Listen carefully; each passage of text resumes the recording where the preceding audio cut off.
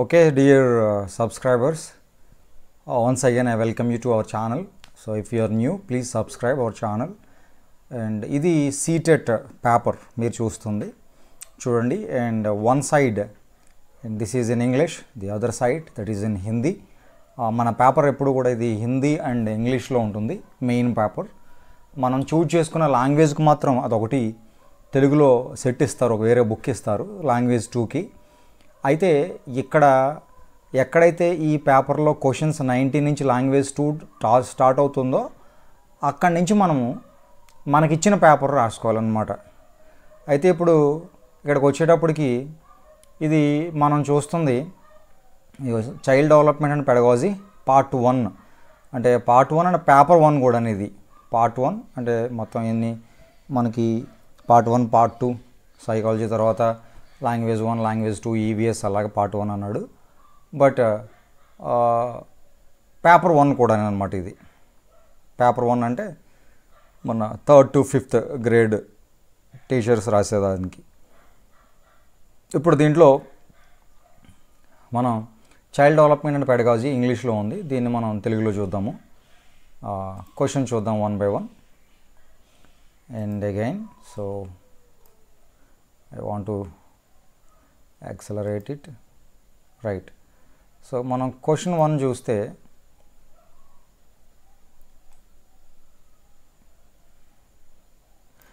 చూడండి. క్వశ్చన్ 1కి వచ్చేటప్పటికి చదవండి మీరు. నేను ఈలోపు ఈ స్క్రీన్ అడ్జస్ట్మెంట్ చేస్తూ ఉన్నాను, చదవండి. చదివితే మీకు అర్థమైపోతుంది. క్వశ్చన్ 1 చూడండి. First question, after getting hurt during a play activity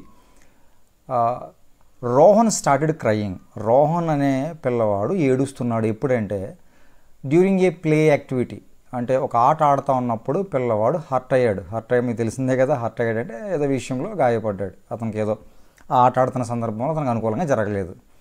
and seeing this, ఆ ఆట ఆడుతున్న సందర్భంలో గాయపడిన పిల్లవాడు ఏడుస్తూ ఉంటే సీయింగ్ దిస్, అది చూసిన తండ్రి హిజ్ ఫాదర్ ఈ క్రింది విధంగా రెస్పాండ్ అయ్యాడు. హిజ్ ఫాదర్ రెస్పాండెడ్ ఏ విధంగా, don't behave like girls.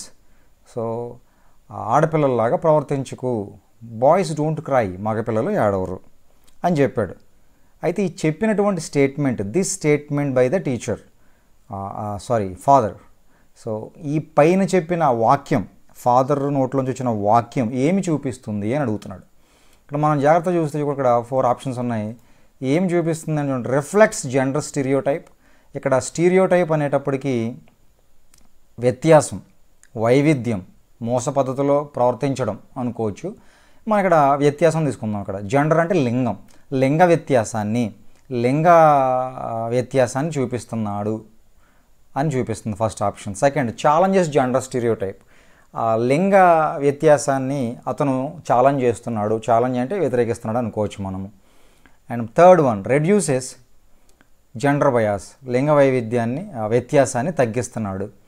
And లింగ సమానత్వానికి, జెండర్ ఈక్వాలిటీ, లింగ సమానత్వాన్ని ప్రమోట్ చేస్తున్నాడు, సపోర్ట్ చేస్తున్నాడు అతనని.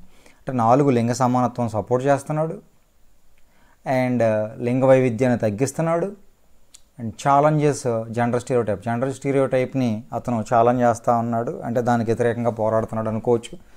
కానీ ఇక్కడ ఏమన్నాడు, ఆడపిల్లలాగా ఏడవకు అన్నాడు. అంటే నెగిటివ్గా మాట్లాడాడు, మగపిల్లల్ని ఆడపిల్లలతో పోల్చి నెగిటివ్గా మాట్లాడాడు. అంటే నెగిటివ్గా మాట్లాడాడు అంటే ఇక్కడ ఖచ్చితంగా ఇది ఏంటంటే వ్యత్యాసం చూపిస్తున్నట్టే, ఆడపిల్లలు పిల్లల పట్ల వ్యత్యాసం చూపిస్తున్నట్టే. కాబట్టి ఈ స్టేట్మెంట్, ఇతను వాడినటువంటి స్టేట్మెంట్ ఇక్కడ చూడండి పైన. సో బాయ్స్ డోంట్ క్రై, ఇక్కడ హైలైట్ చేశాను. ఈ స్టేట్మెంట్ ఏం చూపిస్తుందంటే ఇది ఆన్సర్ 1 చూపిస్తుంది. సో రిఫ్లెక్ట్స్ జెండర్ స్టీరియోటైప్, ఇది ఆన్సర్ అవుతుంది. ఎందుకంటే అతను ఇచ్చింది ఏమి, రిఫ్లెక్ట్స్ అంటే ప్రతిబింబించడం. బాయ్స్ డోంట్ క్రై అన్న వాక్యం దేన్ని ప్రతిబింబింపజేస్తుంది అంటే లింగ వ్యత్యాసాన్ని ప్రతిబింబింపజేస్తుంది అని అర్థం అనమాట. So go to second question. చూడండి, in a progressive class room, ఒక ఫలవంతమైన లేదంటే ప్రగతి పదంలో నడిసే తరగతి గది ఏ విధంగా ఉంటుంది అనమాట. ఇన్ ఏ క్లాస్ రూమ్ ఎలా ఉంటుందంటే, a teacher should follow fixed curriculum, ఒక నిర్దేశించబడినటువంటి ఒక స్థిరమైన కరికులాన్ని అతను ఫాలో అవుతాడు, అనుసరిస్తాడు. టీచర్ అనేవాడు ఒక స్థిరమైన కరికులాన్ని అనుసరిస్తూ ఉంటాడు.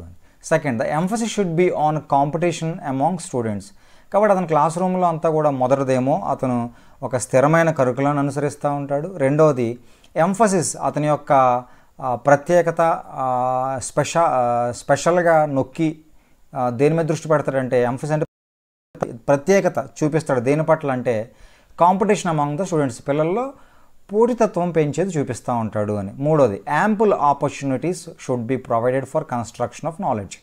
యాంపుల్ సరిపడినన్ని ఆపర్చునిటీస్ అవకాశాలు పిల్లలకి కలుగు చేస్తాడు, ప్రొవైడెడ్ దేనికోసం అంటే నాలెడ్జ్, వాళ్ళు కన్స్ట్రక్షన్ ఆఫ్ నాలెడ్జ్, జ్ఞాన నిర్మాణం కొరకు సరిపడినంత అవకాశాలు కలిగిస్తాడు అని. నాలుగవది, నేను చెప్తున్నప్పుడు మీకు అర్థమైపోద్ది, students should be labelled on the basis of their academic scores. పిల్లలకు వచ్చినటువంటి మార్కులు, చదువులో అకాడమిక్గా వచ్చిన మార్కులను బట్టి వాళ్ళ మీద లేబులింగ్ చేస్తాడు, వీడు ఈ స్థాయివాడు, వీడు ఎక్కువ స్థాయివాడు, వీడు తక్కువ స్థాయివాడు అని. అంటే ఇక్కడ మనం చూసుకుంటే ఇవన్నీ కూడా మొత్తం 3 నెగిటివ్. ఇక్కడ ప్రోగ్రెసివ్ క్లాస్ రూమ్ అనేది ప్రగతి పదంలో నడిచేది కానీ, లేదంటే కనుక మంచి ప్రోగ్రెసివ్గా ప్రగతి పదంలో నడిచేది, యాక్టివ్గా ఉండి పిల్లలకి మేలుకరమైన క్లాస్ రూమ్ ఎలా ఉంటుంది అంటే ఇది third one. Ample opportunities should be provided for construction of knowledge. Class room ఎలా ఉండాలంటే ప్రోగ్రెసివ్ క్లాస్ రూమ్, ప్రగతి పదంలో నడిచే క్లాస్ రూమ్, ఏదైనా ఒక మంచి లర్నింగ్ అట్మాస్ఫియర్ ఉన్న క్లాస్ రూమ్ ఎలా ఉంటుంది అంటే ఎలా ఉంటుంది థర్డ్ వన్లో. ఎలాగంటే సరిపడినన్ని అవకాశాలు పిల్లవాళ్ళు తమ జ్ఞానాన్ని నిర్మించుకోవడానికి, కన్స్ట్రక్షన్ ఆఫ్ నాలెడ్జ్ని నిర్మించుకోవడానికి అవసరమవుతాయి, కల్పించాలి అని అనేది అనమాట question 2. And moving to question 3, నేను స్పీడ్గా ఎందుకు వెళ్తున్నానంటే వీడియో లెంగ్త్ పెరిగిపోకూడదని వెళ్తా ఉన్నాను. After observing that students are struggling to proceed further on an ongoing activity, a teacher decided to provide cues and hints in the form of what, why, how. According to Lev Vygotsky theory, this strategy of teacher will, చూడండి, after observing, గమనించిన తర్వాత, ఏం గమనించిన తర్వాత అంట, students are struggling to proceed further on and ongoing activity. ఏదో పిల్లలు యాక్టివిటీలో నిమగ్నమై ఉన్నారు, ఒక ఆన్గోయింగ్ యాక్టివిటీ జరుగుతూ ఉంది. ఆ యాక్టివిటీలో సగం దూరం వాళ్ళు ప్రయాణం చేసిన తర్వాత ఇంకా అంతగా ప్రొసీడ్ ఫర్దర్, ఇంత ముందుకు వెళ్ళడానికి వాళ్ళు స్ట్రగుల్ అవుతున్నారు, కొంచెం ఇబ్బంది పడతా ఉన్నారు.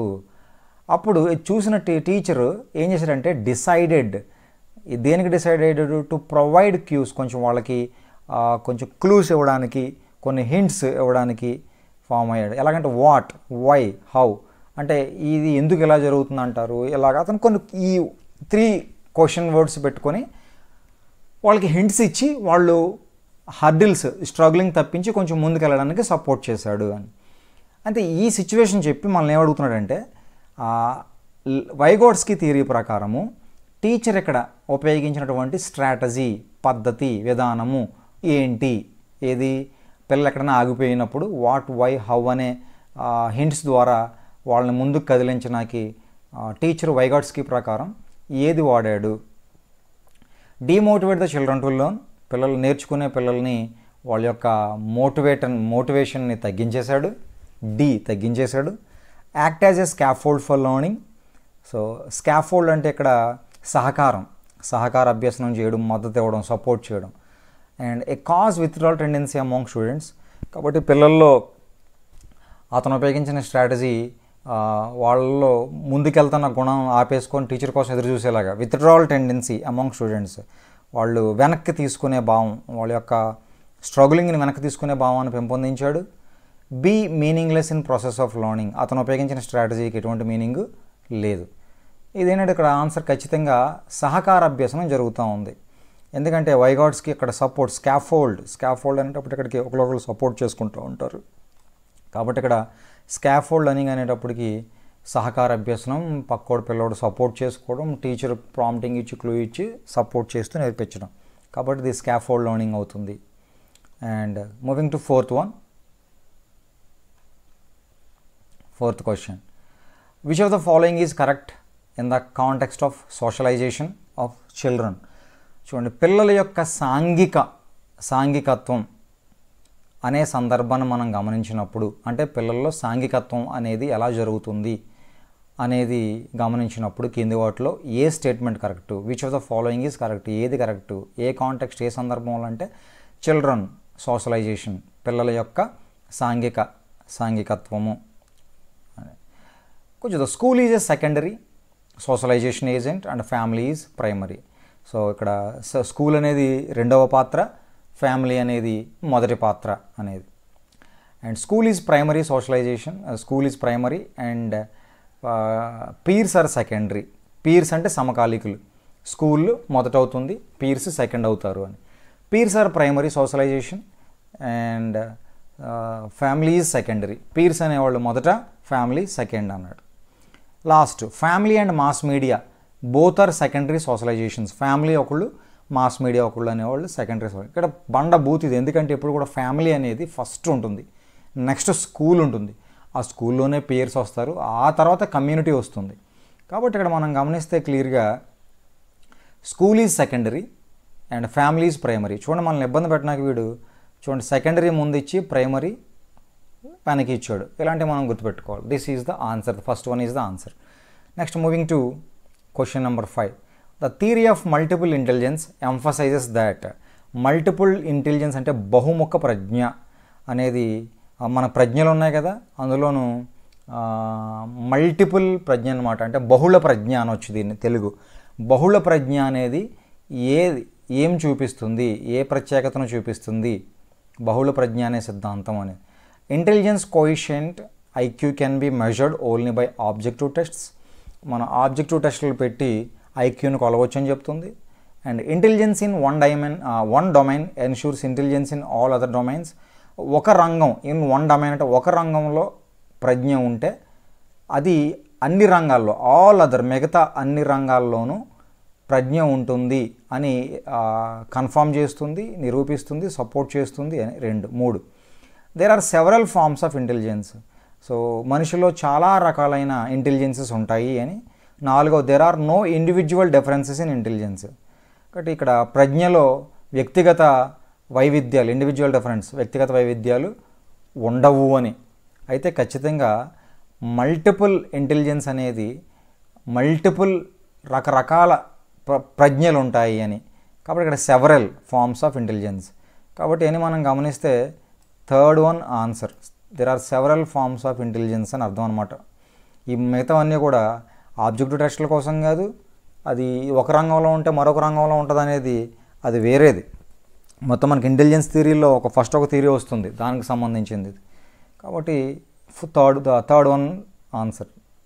6th question. According to Kohlberg theory, performing an act and doing something because others approves it represents. So మనం కోల్బర్గ్ మనం థియరీ చూస్తే ఆ వికాసంలో అక్కడ ఖచ్చితంగా మనకి 3 స్టేజ్లు కనబడతాయి. ఆ 3 స్టేజ్లు ఇక్కడ ఇచ్చేడు ఆన్సర్లు pre conventional, conventional, post conventional. So ఇక్కడ ఏంటంటే కన్వెన్షనల్ అప్పటికి మనం తెలుగులో ఇది కన్వెన్షనల్ సాంప్రదాయ, పూర్వ సాంప్రదాయ అండ్ సాంప్రదాయ, తర్వాత ఉత్తర సాంప్రదాయ, పూర్వ సాంప్రదాయ స్థితి, సాంప్రదాయ స్థితి, ఉత్తర సాంప్రదాయ స్థితి. ఇక్కడ మనం జాగ్రత్తగా గమనిస్తే ఆ కోల్బర్గ్ వికాసం దీంట్లో మనకి చాలా క్లియర్గా మనకి ఏం కనిపిస్తుంది అంటే అసలు ఎటువంటి డౌట్ లేకుండా ప్రీ కన్వెన్షనల్లో 2 ఉంటాయి, కన్వెన్షనల్లో 2 ఉంటాయి, పోస్ట్ కన్వెన్షనల్లో 2 ఉంటాయి. అసలు ఈ ఫార్మల్ కన్వెన్షన్ అనేది వేరే దాంట్లో పదంగా వాడతాడు, దాన్నే మనం కన్వెన్షనల్ కూడా అనుకోవచ్చు. కానీ మనం ప్రీ కన్వెన్షనల్కి వచ్చేటప్పటికి పూర్వ సాంప్రదాయ స్థితి కదా. సో ఇక్కడికి వచ్చేటప్పటికి పిల్లవాడు కేవలం వాడు పనిష్మెంట్ దీంట్లో 2 ఉంటాయని చెప్పాను కదా. సో పనిష్మెంటు పిల్లవాడికి శిక్షిస్తే భయం దాని మీద ఆధారపడి, పనిష్మెంట్ అండ్ ఒబీడియన్స్ అంటాం అనమాట. అంటే శిక్ష, విధేయత, భయము దాని మీద ఆధారపడతాడు. రెండోది ఇక్కడికి వచ్చేటప్పటికి వాడికి వచ్చే బహుమతుల మీద ఆధారపడి పనిచేస్తాడు. ఆ 2 ప్రీ కన్వెన్షనల్లో ఉంటాయి. కన్వెన్షనల్కి వచ్చేటప్పటికి వాడు దీంట్లో 2 ఉంటాయి. ఒకటి గుడ్ బాయ్ మొరాలిటీ, మంచి బాలుడు అంటే మంచోడు అనిపించుకోవడం కోసం, ఎదుటోళ్ళ నుంచి వీడిని అంగీకరించడం కోసం పనిచేస్తుంటాడు. తర్వాత దీంట్లోనూ ఆ స్థాయి దాటిపోయిన తర్వాత 4వ స్థాయి ఇది పెద్దలు ఏదంటే అథారిటీస్ అధికారులకు లోబడి పనిచేయడానికి ఇష్టపడతాడు, అధికారులకి లోబడి పనిచేయడానికి. అంటే ఇక్కడ పైన రెండు ఉన్నాయి. పోస్ట్ కన్వెన్షన్లో అతను మనుషుల యొక్క హక్కులు, తర్వాత యూనివర్సల్ విశ్వజనీన ప్రిన్సిపల్స్ మీద ఒక ఉన్నతమైన వ్యక్తిగా మారడానికి ట్రై చేస్తాడు. కాబట్టి ఇక్కడ దీంట్లో ఫస్ట్ దాంట్లో 2, సెకండ్ దాంట్లో 2, మూడో దాంట్లో 2. ఇదేమో పిల్లవాడు దాంట్లో క్లియర్గా ప్రీ కన్వెన్షనల్లో చెప్పుకున్నాం కదా, ఒకటి శిక్ష విధేయత, రెండోది అతనుకున్న బహుమతుల గురించి. ఇక్కడికి వచ్చేటప్పటికి మంచి బాలుడు నీతి, తర్వాత అదే దాంట్లో ఎదుటి వాళ్ళ యొక్క అప్రూవల్, ఎదుటి వాళ్ళతో వాళ్ళు మంచోడు అనిపించుకోవడం కోసం పనిచేస్తూ ఉంటాడు అనమాట. అంటే confirms to avoid sensor by authorities. So వాడు తర్వాత డిజప్రూవల్, మంచివాడు అనిపించుకోవడం, ఎదుటి వాళ్ళు అందరాన్ని అంగీకరించాలని కోరుకుంటాడు సెకండ్లో. అయితే క్వశ్చన్ చూద్దాం ఇక్కడ మనం. According to Lawrence Kohlberg, performing an act and doing something because others approves it. ఇతరులు వాడు చేసిన దాన్ని అంగీకరించాలి అని చేసేది ఎక్కడ ఉంటుందంటే రెండో దాంట్లోనే ఉంటుంది.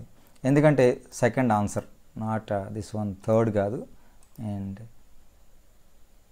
Second will be the answer. Second answer అవుతుంది. ఎందుకంటే దీంట్లోనే కన్వెన్షనల్ దాంట్లోనే, అంటే సాంప్రదాయ స్థితి, ఉత్తర సాంప్రదాయ ఫస్ట్ది, పూర్వ సాంప్రదాయ, ఉత్తర సాంప్రదాయ. ఈ సెకండ్ దాంట్లోనే 2 ఉంటాయి. ఒకటి మంచి బాలుడు నీతి, రెండోది ఏంటంటే ఇతరులు చేత ఆమోదింపబడాలి అనేది. కాబట్టి ఇందులో సెకండ్ వస్తుంది. Next seventh question. Vygotsky social cultural perspective of learning emphasizes. Vygotsky యొక్క సాంఘిక మరియు సాంస్కృతిక దృక్పథం అభ్యసన ప్రకారం గమనిస్తే అది ఏమి ప్రాముఖ్యతను చూపిస్తుంది?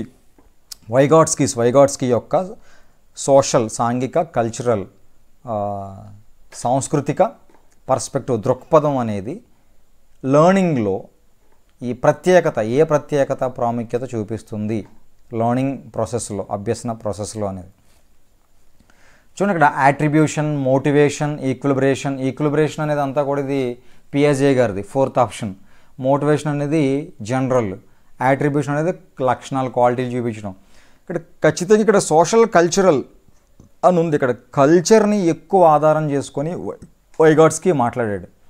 ఇక్కడ కల్చరల్ టూల్స్ అనేది క్లియర్ కట్ ఆన్సర్ మనకు కనిపిస్తుంది. కాబట్టి ఇక్కడ సోషల్ కల్చరల్ అన్నాడు. ఇక్కడ కల్చరల్ టూల్స్ అని ఇక్కడ అర్థం ఏంటంటే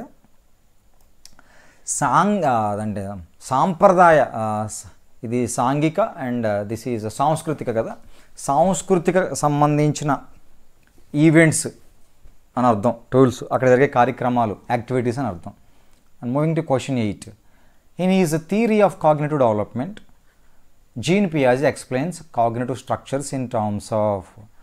సో జీన్ పియాజే గారు ఆయన రాసినటువంటి theory of cognitive development, cognitive జ్ఞాన డెవలప్మెంట్, అభివృద్ధి, లేదా జ్ఞాన నిర్మాణాత్మం, లేదా జ్ఞాన అభివృద్ధి, జ్ఞాన నిర్మాణం, ఆయన రాసిన థియరీలో కాగ్నిటివ్ స్ట్రక్చర్స్ అనేవి, జ్ఞాన నిర్మాణాలు అనేవి ఎలా ఉంటాయి అది మీ అందరికీ తెలిసిందే. జ్ఞాన నిర్మాణాలు అనేవి క్షేమ ఫామ్లో ఉంటాయి. ఇది 4th వన్, ఇది ఈజీ ఆన్సర్, ఎక్స్ప్లెనేషన్ లేని ఆన్సర్.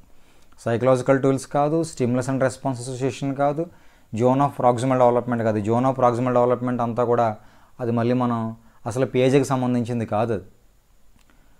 అండ్ కాబట్టి జ్ఞాన నిర్మాణం అంతా కూడా చిన్న చిన్న యూనిట్లుగా ముద్రించబడుతుంది బ్రెయిన్లో. వాటిని ఇదిగో స్కీమా అంటారు, స్కీమాలుగా ఉంటుందని చెప్పేసి మనం చదువుకుంటాం. కాబట్టి ఆ కాగ్నిటివ్ స్ట్రక్చర్స్, జ్ఞాన నిర్మాణాలు ఏ రకంగా ఆయన ఎక్స్ప్లెయిన్ చేశాడు అంటే స్కీమాస్. అది 8th one answer. Next 9th. Pre operational stage in Jean Piaget's theory of cognitive development. Pre operational, so మొత్తం మనం జీన్ పియాజేస్ థియరీస్ మనం చూసుకుంటే ఆయన థియరీలో సో పూర్వ ఆపరేషన్, ఆ పిల్లవాడు ప్రవర్తించే థియరీ మనం గమనించుకుంటే ఇక్కడ, అండ్ దిస్ విల్ బి తెలుగులో దాన్ని ఏమంటాం, ఓకే. సో తెలుగులోకి వచ్చేటప్పటికి మనం దీన్ని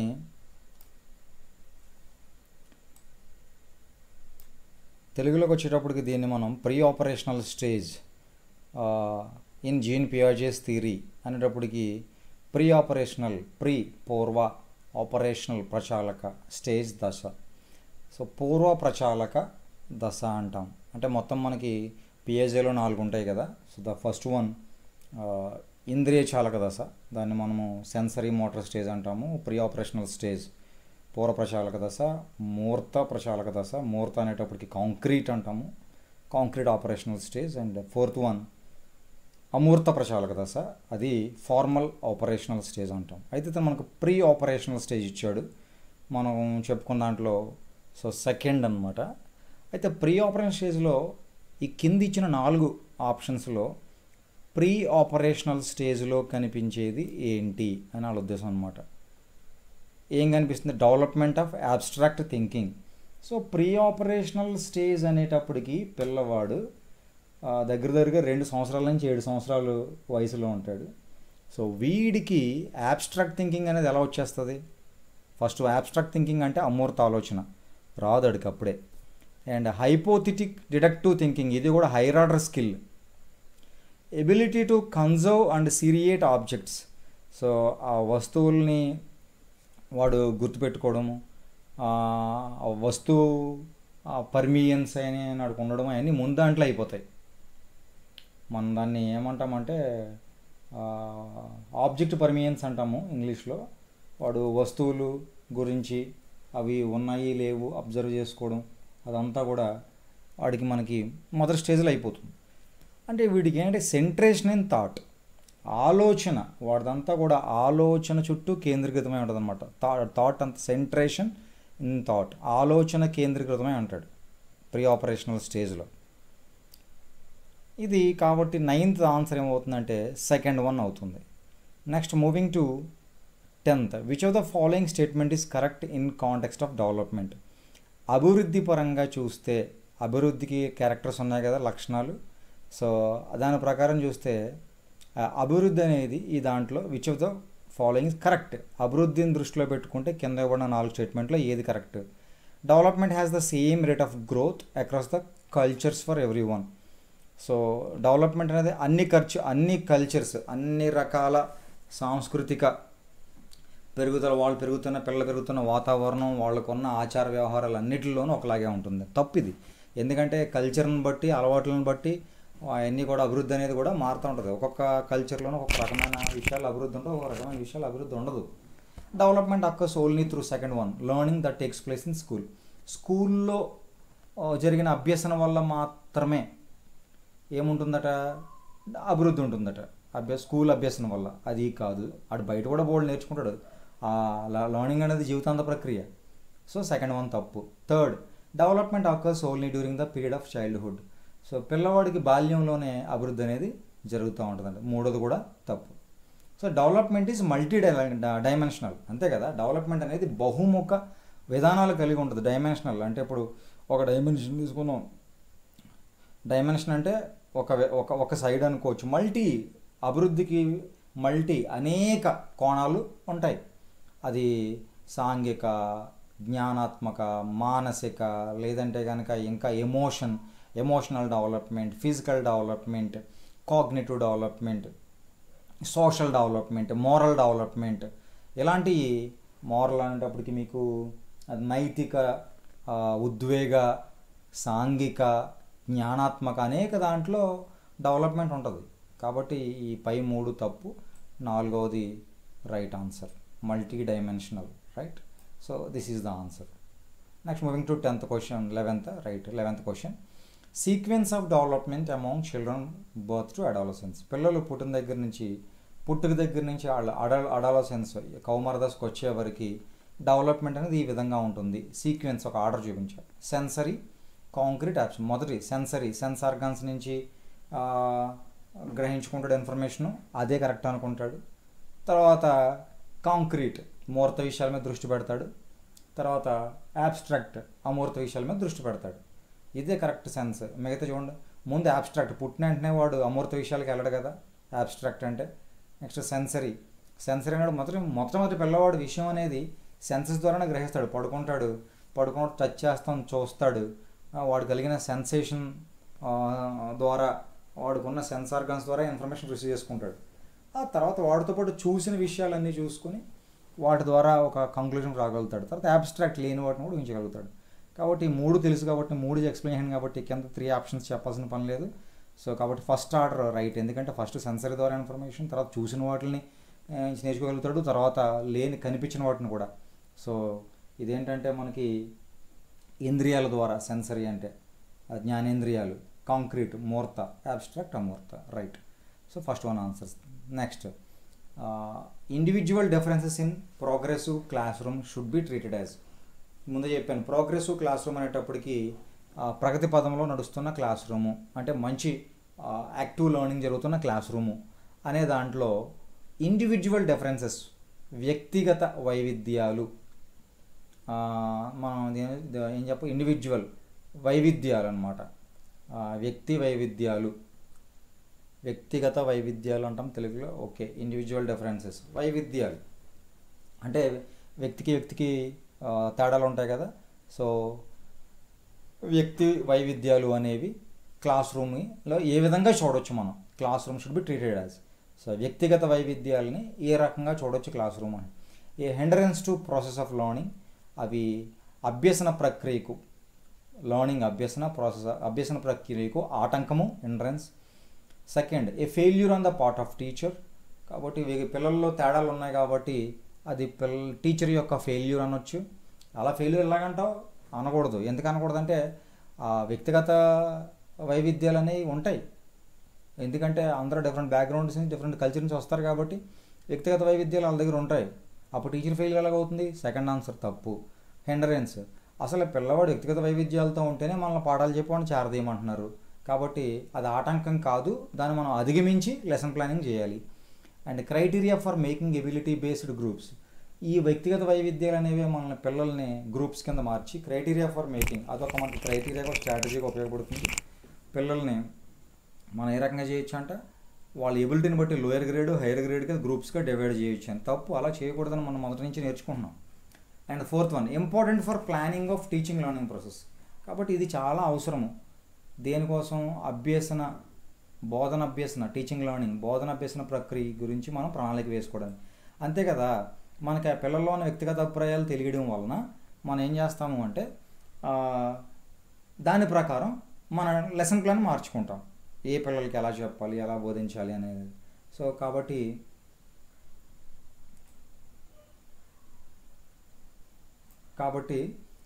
fourth one answer. 13th question, in an inclusive class room emphasis should be on.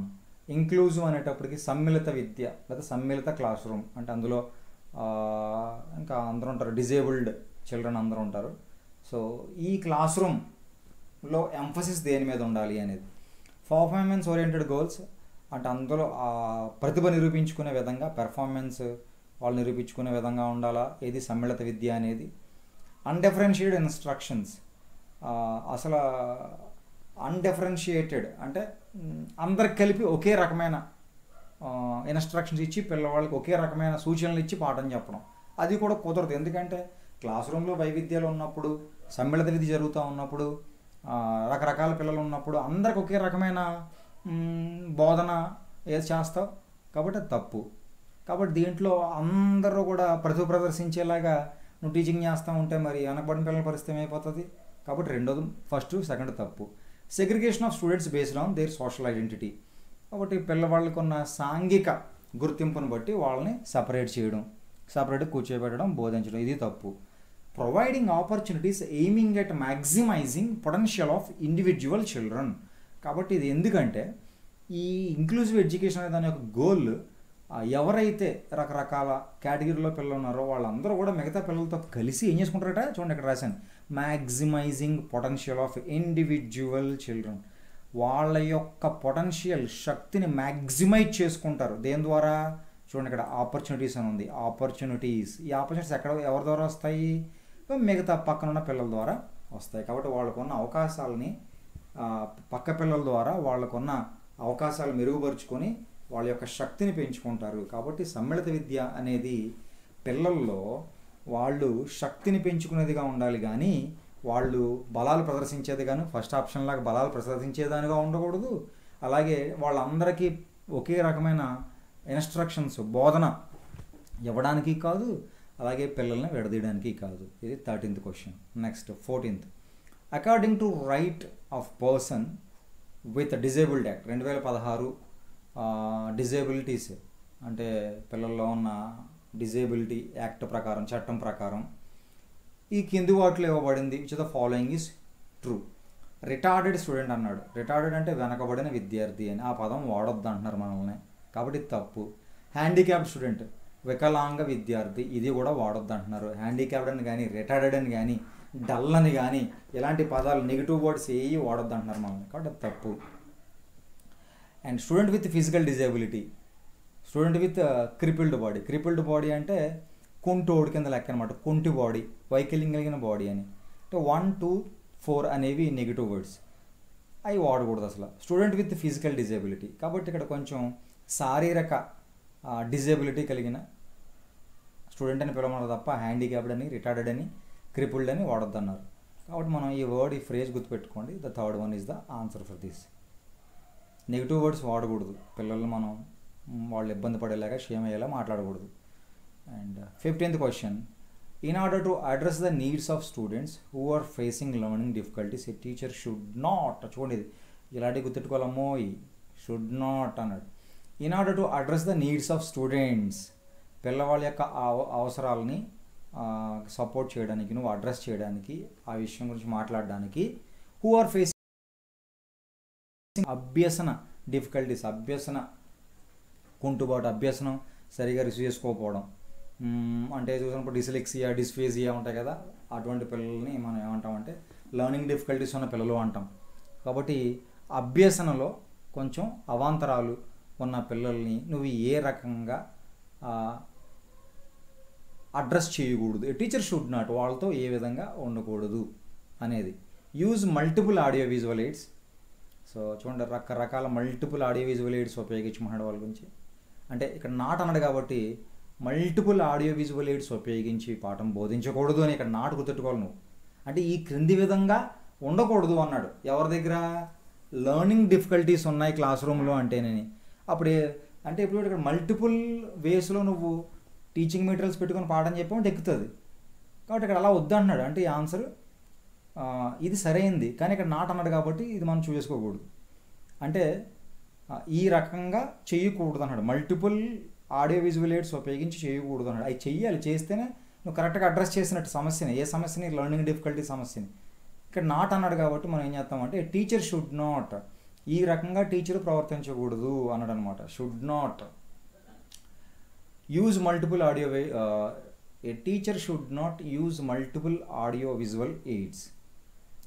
Use constructive pedagogical approaches, కాబట్టి ఒక నిర్మాణాత్మకమైన బోధన approaches ఉపయోగించమంటున్నాడు.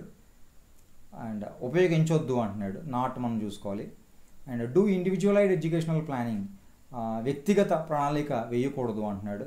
And practice rigid structures for pedagogy and assessment.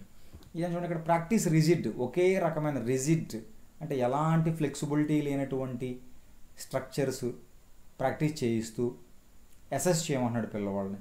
మరి నిజంగా లర్నింగ్ డిఫికల్టీ ఉందంటే ఒక్కొక్క స్థాయిలో పిల్లడు ఒక్కొక్క స్థాయిలో ఉంటాడు, ఒక్కొక్క పిల్లడు ఒక్కొక్క స్థాయిలో ఉంటాడు. అందరి స్థాయిలో ఉన్న పిల్లలకి రిజిడ్ అంటే ఏంటి? మార్పులైనటువంటి విధానంలో బోధన జరిపి అసెస్ చేయమంటున్నాడు. అందరికీ ఒకేలాగా బోధన జరిపి అందరినీ ఒకేలాగా అసెస్ చేస్తే ఎలా పని అవుతుంది? కాబట్టి ఇక్కడ not, should not practice rigid structure. కాబట్టి రిజిడ్ స్ట్రక్చర్స్, ఒకే రకమైన పద్ధతి అనేది ప్రాక్టీస్ చేయకూడదు, అలాగే ఒకే రకమైన అసెస్మెంట్ అనేది చేయకూడదు అని చెప్పాలి మనం, అంతే కదా. అలా చేయకూడదు అంటే ఏం చేయాలి? ఇదిగో మల్టిపుల్ ఆడియో విజువల్స్ ఉపయోగించాలి, నిర్మాణాత్మకమైన అప్రోచ్కి వెళ్ళాలి, ఇండివిజువల్ ప్లానింగ్ వేయాలి పిల్లల పట్ల. కాబట్టి ఇక్కడ నాట్ ప్రాక్టీస్ రిజిడ్ స్ట్రక్చర్స్ అని అనమాట. అంటే షుడ్ నాట్ అంటే ఎలాంటి పని చేయకూడదు టీచర్ అని అర్థం అనమాట ఇక్కడ నాట్ అనేటప్పుడు. In order to address the needs of students, పిల్లవాళ్ళ యొక్క అవసరాలని తీర్చడం కోసము, ఏ అవసరాలు? లర్నింగ్ డిఫికల్టీ అవసరాలు తీర్చడం కోసం టీచర్ అనేవాడు చేయకూడనిది ఏం చేయకూడదురా అంటే 4th one చేయకూడదు, అంటే పై 3 చేయొచ్చు అని అర్థం అనమాట. And 16th, dash is the primary identifying feature of creativity. చూడండి, క్రియేటివిటీ అనేటప్పటికి మీరు కళ్ళు మూసుకొని ఇదిగో సెకండ్ ఆన్సర్ పెట్టేయచ్చు, డైవర్జెంట్ థింకింగ్. చూడండి, డైవర్జెంట్ లో కాంప్రహెన్షన్ అంటే తక్కువ స్థాయి అవగాహన, హైపర్ యాక్టివిటీ, సో ఉద్రేకం, విపరీతమైన యాక్టివిటీ ఉండడం. విపరీతమైన యాక్టివిటీ ఎవరికి కావాలి? అది హార్డ్ వర్క్లోకో లేదంటే కనుక ఉత్సాహంలోకి వస్తుంది. ఇన్అటెంటివ్నెస్ అంటే వాళ్ళు సరిగా అటెంటివ్నెస్, దాన్ని ఏమంటాం మనం, అటెన్షన్ లేదు, వాడు సరిగా కాన్సన్ట్రేట్ చేయలేడు. డైవర్జెంట్ థింకింగ్ క్రియేటివిటీకి లింక్ ఏంటంటే ఒక విషయాన్ని మల్టిపుల్ వేస్లో థింక్ చేయడం వలన క్రియేటివిటీ అనేది బయటపడుతూ ఉంటుంది. కాబట్టి ఎప్పుడు కూడా మీకు గుర్తుపెట్టుకొస్తుంది, క్రియేటివిటీ అనే పదం మీకు వచ్చేటప్పటికి డైవర్జెంట్ థింకింగ్ అనే పదం గుర్తుపెట్టుకోవాలి. అంటే ఒక విషయాన్ని అనేక ఆలోచించగలగడం అనేది డైవర్జెంట్ థింకింగ్లోకి వస్తుంది. That is the 16th one. Next 17th. In order to address the learners from diverse backgrounds, a teacher should diverse backgrounds, వివిధ బ్యాక్గ్రౌండ్స్ నుంచి వచ్చిన పిల్లల యొక్క సమస్యలను అడ్రస్ చేయడం కోసం టీచర్ అనేవాడు ఏం చేయాలి అన్నాడు ఇక్కడ. కానీ ఇక్కడ చూడండి, మనం ఇక్కడ ఏం చేయకూడదు అన్నాడు ఇక్కడ. అది గుర్తుపెట్టుకోవాలి. నాట్లు లేకపోవడం మనం గుర్తుపెట్టుకోవాలి. కాబట్టి ఇక్కడ టీచర్ ఏం చేయాలంటే వివిధ బ్యాక్గ్రౌండ్స్ వచ్చిన పిల్లలు ఉన్నారు కాబట్టి వాళ్ళని అర్థం చేసుకోవడానికి ఏం చేయాలి? Avoid talking about aspects related to diversity.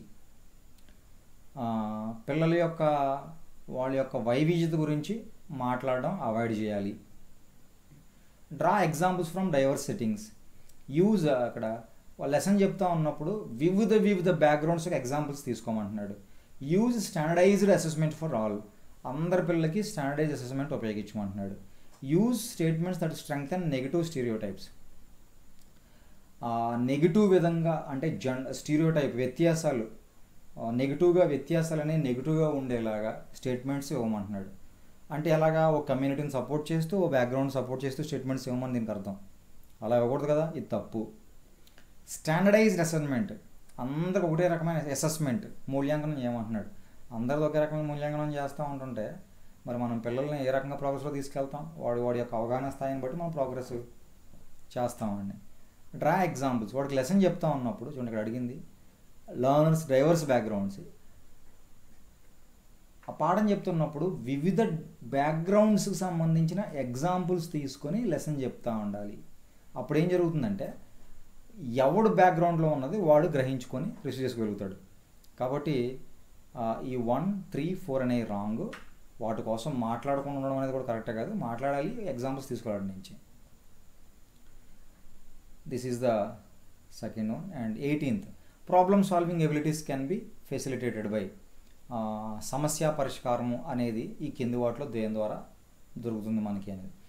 Focus on drilling practice. Drill and practice ఉందంటే సమస్య పరిష్కారం రాదు, బండగా వస్తుంది. కాబట్టి ఫస్ట్ తప్పు, డ్రిల్ అండ్ ప్రాక్టీస్ తప్పు. ఎందుకంటే డ్రిల్ అండ్ ప్రాక్టీస్ బండగా నేర్చుకోవడానికి, సమస్యని పరిష్కరించడానికి ఆలోచన అనేది కావాలి. Encouraging fixed process of solving problems.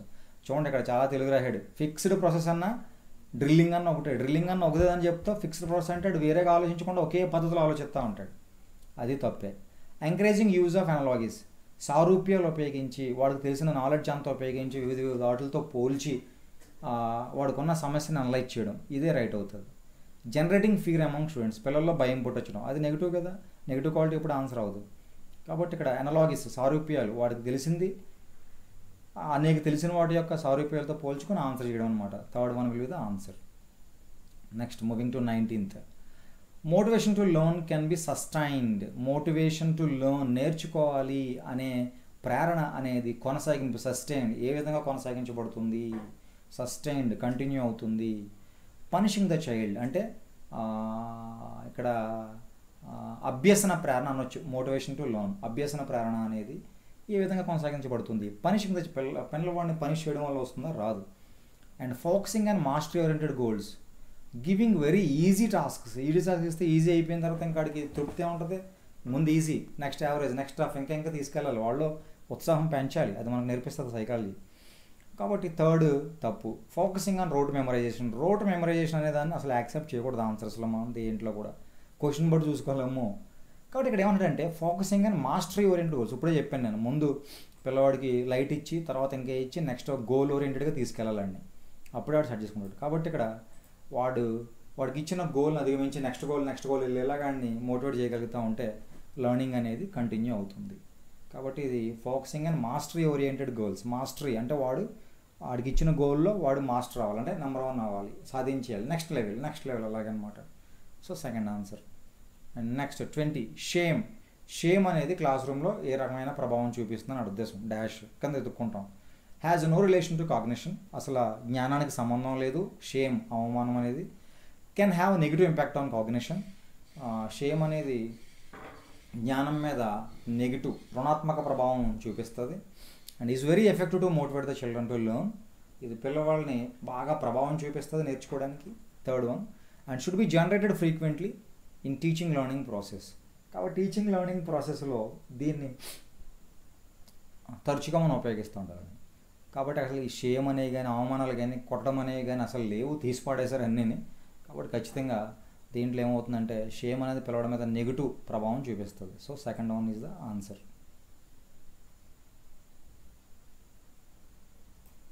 Right. 21. Which of the following is most effective mode of teaching learning, బోధన అభ్యసన అనేది క్రింది వాటిల్లో ఏది ఎక్కువ ప్రభావవంతమైంది. రోట్ మెమరైజేషన్ కనబడితే కాదు, తప్పు. Exploration of relationship between concepts, ఇది చాయిస్. అబ్జర్వేషన్ వితౌట్ అనాలిసిస్, అసలు అనాలిసిస్ లేకపోతే ఎందుకు అబ్జర్వ్ చేయడం. ఇమిటేషన్ ఆఫ్ అండ్ రిపిటేషన్ అంటే డ్రిల్ ప్రాక్టీస్తో సమానం ఇది, కాబట్టి ఇది కూడా తప్పు. కాబట్టి ఇక్కడ మనం చూసుకుంటే exploration of relationships between concepts, వివిధ కాన్సెప్ట్స్ మధ్య ఉన్న సంబంధాలని ఆవిష్కరించుకోవడం, కనిపెట్టుకోవడం, సారూప్యాలు పోల్చుకోవడం, కంక్లూజన్కి రావడం. కాబట్టి second one is the answer. 22. A teacher should analyze various errors made by students on a given task because a teacher should analyze, teacher అనేవాడు అనలైజ్ చేయాలి, విశ్లేషించాలి. ఏది? Various errors made by students, వివిధ తప్పులు, విద్యార్థి చేసిన వివిధ తప్పుల్ని టీచర్ విశ్లేషించాలి. ఏదన్నా ఇవ్వబడిన ప్రాబ్లం మీద ఎందుకంటే అంటున్నాడు. చూద్దాం. She can decide degree of punishment, కాబట్టి తప్పుల్ని అనలైజ్ చేసి పిల్లవాడు చేసిన తప్పును బట్టి పనిష్మెంట్ ఇవ్వడానికి అంట. సో రాంగ్, పనిష్మెంట్ ఉందంటే negative word, answer wrong. Understanding of errors are meaningful in the teaching learning process, బోధన అభ్యసన ప్రక్రియలో తప్పుల్ని అర్థం చేసుకోవడం అనేది ఒక అర్థవంతమైన బోధన అన్నాడు. ఇదే కరెక్ట్. ఎందుకంటే మనం తప్పులు ఎక్కడ జరుగుతున్నాయో అవి అనలైజ్ చేసినప్పుడు పిల్లవాడు ఆడు చేస్తున్న మిస్టేక్ ఆడికి అర్థమవుతుంది. అప్పుడు ఏం చేస్తారంటే వాడు నెక్స్ట్ టైం ఆ మిస్టేక్ చేయడానికి అవకాశం ఇవ్వడు. కాబట్టి తప్పుల్ని అర్థం చేసుకోవడం వలన బోధన అభ్యసన ప్రక్రియ అనేది అర్థవంతంగా సాగుతుంది. Second answer. థర్డ్ చూద్దాం. She can segregate those who made more errors in comparison to others, ఇది ఫస్ట్ లాంటిదే. తక్కువ తప్పులు చేసిన వాళ్ళ నుంచి ఎక్కువ తప్పులు చేసిన వాళ్ళని సపరేట్ చేయడం, అందుకోసం అనలైజ్ చేసేది మనం కాదు కదా, పిల్లవాడు మళ్ళీ తప్పులు రిపీట్ చేయకూడదని. Learning is solely based on carers of correction, అసలు అభ్యాసం అనేది కేవలం తప్పులు తిద్దడం మీద మాత్రమే ఆధారపడి ఉందన్నమాట. ఇది తప్పు. ఎందుకంటే నేను మెథడాలజీ క్లాసులు చెప్తా ఉన్నప్పుడు చాలా క్లియర్గా చెప్పాను, ప్రతిసారి తప్పు కరెక్ట్ చేయడం వల్ల కూడా పిల్లవాడు డిమోటివేట్ అయిపోతాడు. వాడిని ముందుకు కదలనివ్వాలి, కదలనిస్తూ తప్పులు మరీ భారీ తప్పులు చెప్పాలి కానీ చిన్న చిన్న తప్పులు చెప్పాల్సిన అవసరం లేదని చెప్పేసి ఉంటుంది అక్కడ. It is difficult for children to learn when, పిల్లవాడికి నేర్చుకోవడం అనేది కష్టమవుతుంది ఎప్పుడు. It is difficult for children to learn ఎప్పుడంటే చూడండి సెకండ్ ఫస్ట్ చూడండి. Information is presented in disconnected chunks, పిల్లవాడికి చూడండి ఇది ఒక డిఫికల్ట్ అన్నాడు, difficult for children to learn అన్నాడు. నేర్చుకోవడం ఇబ్బంది ఎప్పుడంటే information is presented in disconnected chunks, disconnected వివిధ కనెక్షన్ లేని ముక్కలుగా చెప్పడం, సమాచారం వాడికి ఇవ్వడం వలన. డిస్కనెక్టెడ్ అంటే ఒక సమాచారం చెప్పావు, నెక్స్ట్ ఇంకో సమాచారం చెప్పావు, బట్ ఈ సమాచారం ఆ సమాచారానికి కనెక్షన్ లేదు. అండ్ అలాగే ఇవాళ కొంత మొక్క, రేపు కొంత మొక్క, ఎల్లుండి కొంత మొక్క చెప్తున్నాం. ఫర్ ఎగ్జాంపుల్ గ్రామర్ చెప్తున్నాం అనుకుందాం, అది కంటిన్యూటీ ఉన్నప్పుడు ఒకలా ఎక్కుతుంది, కంటిన్యూటీ లేకుండా డిస్కనెక్టెడ్ వేస్లో చెప్తున్నప్పుడు ఒకలా ఎక్కుతుంది కదా. మొదటి దానికి అర్థం ఏంటంటే డిస్కంటిన్యూడ్ అంటే కనెక్షన్ మిస్ అవుతూ కొంత మొక్కల కింద సమాచారం ఇవ్వడము. దే ఆర్ ఇంట్రిన్సికల్లీ మోటివేటెడ్, వాళ్ళు ఎప్పుడైతే అంతర్గత ప్రేరణ ఉంటుందో అప్పుడు నేర్చుకోవడం కష్టం అంటున్నాడు. ఎందుకు? అదే కరెక్ట్ ఆన్సర్, అది అంతర్గత ప్రేరణ ఉంటే నేర్చుకుంటారు. కాబట్టి డిఫికల్ట్ ఏం పడరు అప్పుడు. లర్నింగ్ సోషల్ కాంటెక్చువలైజ్డ్, సో నేర్చుకోవడం అనేది సాంఘికత్వానికి సంబంధించింది అంటున్నాడు. సాంఘికత్వానికి డిఫికల్టీకి సంబంధం లేదు. క్లాస్ రూమ్లోకి వస్తే మనం మారుస్తాం. సాంఘికత్వం ఎలా ఉన్నా క్లాస్ రూమ్లో ఉన్న డైవర్స్ ఎన్విరాన్మెంట్లో మారుస్తాం. Content is represented through multiple ways. ఆ కాంటెంట్ అనేది మనం వివిధ మల్టిపుల్ మార్గాలు, బహుళ మార్గాల ద్వారా పిల్లవాడికి చేరవేస్తాం. బహుళ మార్గాల ద్వారా చేరవేయడం ద్వారా పిల్లవాడు కష్టపడ్డాడు. ఇక్కడ సెకండ్ అంతర్గత కారణం వల్ల పిల్లవాడు కష్టపడి ఈజీగా నేర్చుకుంటాడు. బహుళ మార్గాల వల్ల పిల్లవాడు కష్టపడి ఈజీగా నేర్చుకుంటాడు. అలాగే సాంఘిక సందర్భాన్ని పురస్కరించుకొని వాడిని ఇన్వాల్వ్ చేసి నేర్పించినప్పుడు కూడా పిల్లవాడు ఇబ్బంది పడ్డాడు. ఎప్పుడు ఇబ్బంది పడ్డాడు అంటే ఇన్ఫర్మేషన్ అనేది మొక్కలుగా రావడం వలన. ఇది ఫస్ట్ ఆన్సర్. ఇన్ఫర్మేషన్ అనేది కనెక్షన్, సంబంధాలు లేకుండా మొక్కలుగా రావడం వలన పిల్లవాడు ఇబ్బంది పడతాడు. Chance. The first one is the answer. 24. Best state of learning is. చూడండి, అరౌజల్ అంటే ఉద్రేకం. అరౌజల్ అన్నాడు, ఉద్రేకం. హై అరౌజల్ ఎక్కువ ఉద్రేకం, ఎక్కువ భయం. భయం ఉండకూడదు, ఉద్రేకం ఉండకూడదు. ఫస్ట్ ఆన్సర్ తప్పు. లో అరౌజల్ హై ఫియర్. తక్కువ ఉద్రేకం, ఎక్కువ భయం.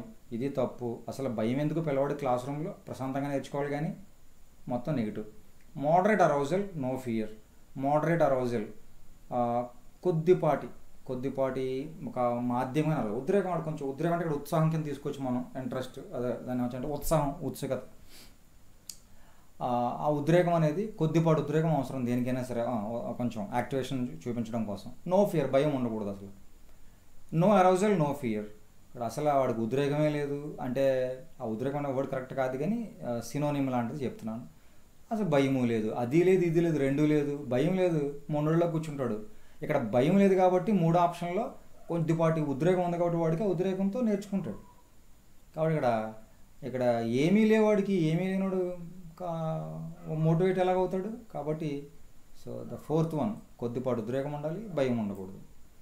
This is the answer for 24. 25.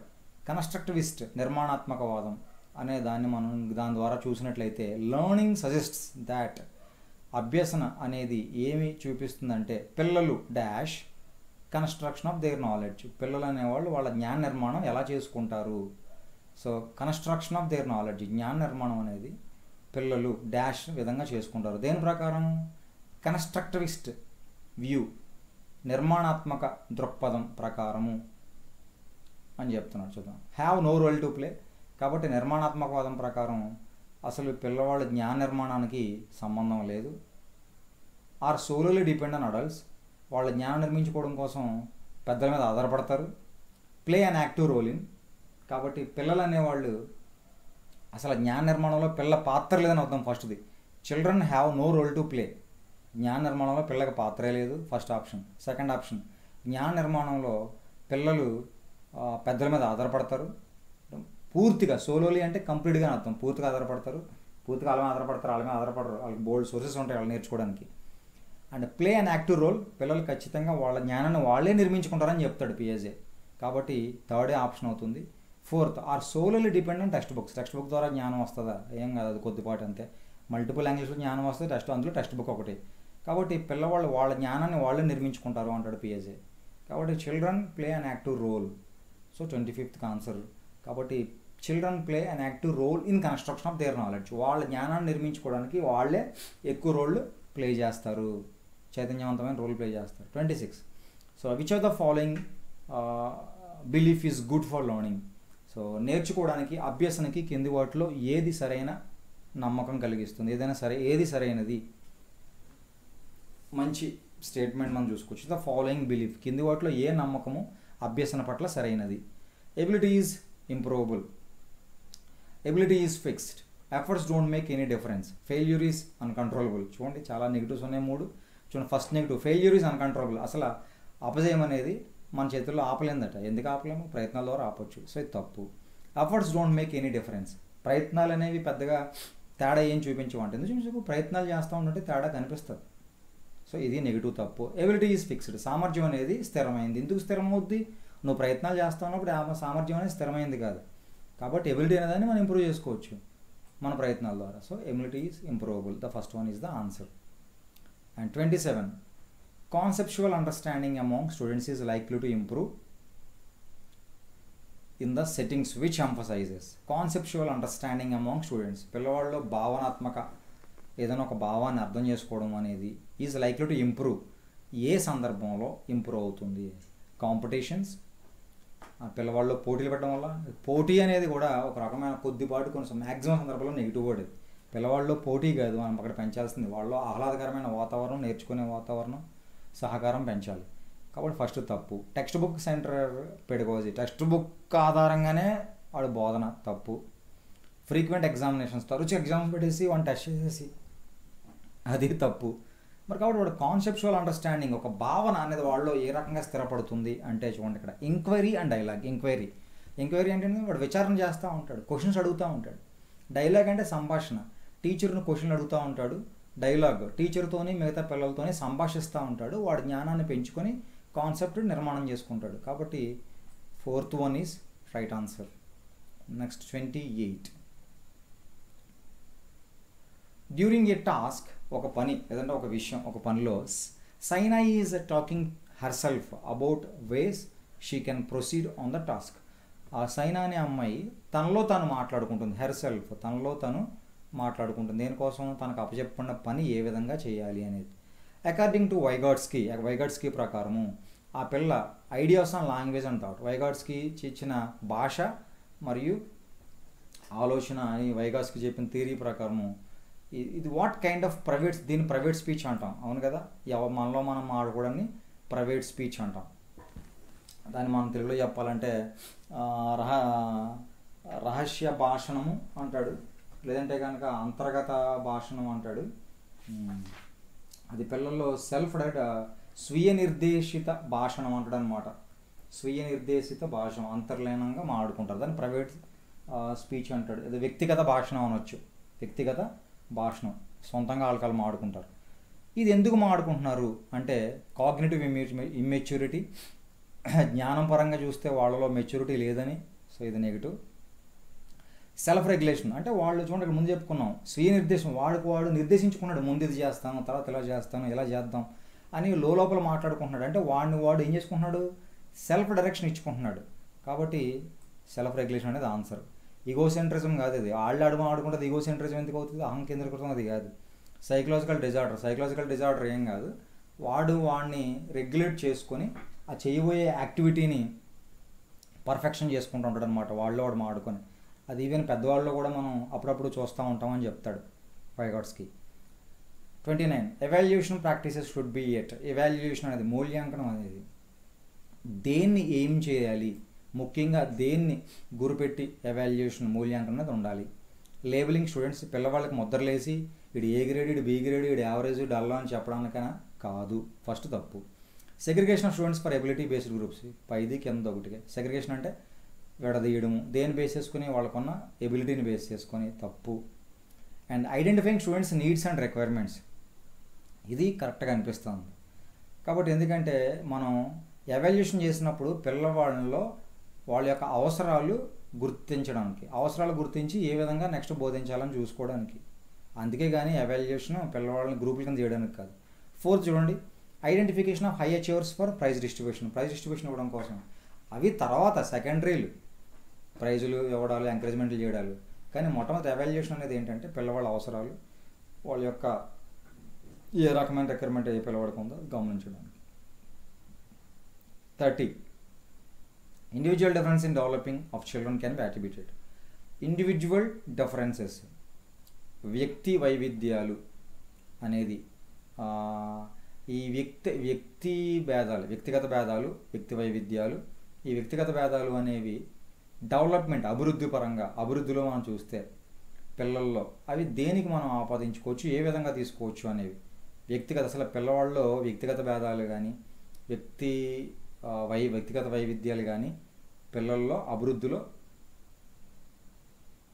దేన్ని వల్ల వస్తాయి అని వాళ్ళ ఉద్దేశం. హెరిడిటీ ఓల్ని అంటే వ్యక్తిగత భేదాలు అనే వాటికి కారణం అని చెప్పడం వాడి ఉద్దేశం. హెరిడిటీ ఓల్ని కేవలం జన్యుపరమైనది అంటున్నాడు. కాదు, ఫస్ట్ ఆన్సర్ తప్పు. రైట్, ఇది కాదు. నెక్స్ట్ ఎన్వైరన్మెంట్ ఓల్ని ఇది కాదు. అంటే ఇక్కడ ఎందుకు ఇది ఫస్ట్ తప్పు అని అంటే ఓల్ని అన్నాడు. హెరిడిటీ ఓన్లీ కాదు, హెరిడిటీ అండ్ ఎన్వైరన్మెంట్ రెండు యొక్క ఇంటరాక్షన్ మీద ఇండివిజువల్ డిఫరెన్స్ అనేవి ఉంటాయి. ఎందుకంటే హెరిడిటీ ఆధారం ఉంటుంది, హెరిడిటీ మీద ఎన్వైరన్మెంట్ పని ఉంటుంది, ఎన్వైరన్మెంట్ హెరిడిటీ రెండిటి యొక్క హైబ్రిడ్ అనమాట ప్రవర్తన అనేది. అది ఉంటుంది, ఇది ఉంటుంది, హెరిడిటీ ప్రభావం ఉంటుంది, ఎన్వైరన్మెంట్ ప్రభావం ఉంటుంది. కాబట్టి హెరిడిటీ ఓన్లీ అని ఉంది కాబట్టి దీన్ని తప్పు అన్నాను. కింద ఎన్వైరన్మెంట్ ఓన్లీ అని ఉంది కాబట్టి దీన్ని తప్పు అన్నాను. మూడో చూడండి, నెయిదర్ అంటే రెండూ కాదు అంటున్నాడు, హెరిడిటీ కాదు ఎన్వైరన్మెంట్ కాదు అంటున్నాడు. కాబట్టి ఇక్కడ ఇంటర్ప్లే ఎప్పుడు చెప్పాను, ఇంటర్ప్లే అంటే రెండింటి మధ్య, హెరిడిటీ అండ్ ఎన్వైరన్మెంట్, ఈ నాలుగోది అనమాట ఆప్షన్. రెండింటి మధ్య ఉంటుంది అని చూపిస్తున్నాడు. సో ఇంటర్ప్లే హెరిడిటీ మరియు ఎన్వైరన్మెంట్. హెరిడిటీ అంటే జన్యుపరమైనది, మరియు ఇది ఎన్వైరన్మెంట్ అనేటప్పటికి పరిసరాల ప్రభావం, జన్యుపరమైన పరిసరాల ప్రభావం, రెండింటి యొక్క హైబ్రిడ్ అనమాట. రెండింటిది యొక్క కలిసి పిల్లవాడి యొక్క లక్షణాలు వాడికి వ్యక్తిగత భేదాలకి కారణం అవుతుందని చెప్తున్నాడు. సో ఈ రకంగా మీరు ఈ 30 క్వశ్చన్స్లో చాలా టర్మినాలజీలు చూసుకున్నారు అనుకుంటున్నాను. ఇంకా రెండు మూడు క్వశ్చన్ పేపర్లు ఇలాగా మనం డిస్కస్ చేసామంటే ఖచ్చితంగా మీకు ఈ టర్మినాలజీలు అన్నీ మీకు వచ్చేస్తాయి. సో అండ్ నచ్చితే లైక్ చేయండి. Thank you so much and God bless you.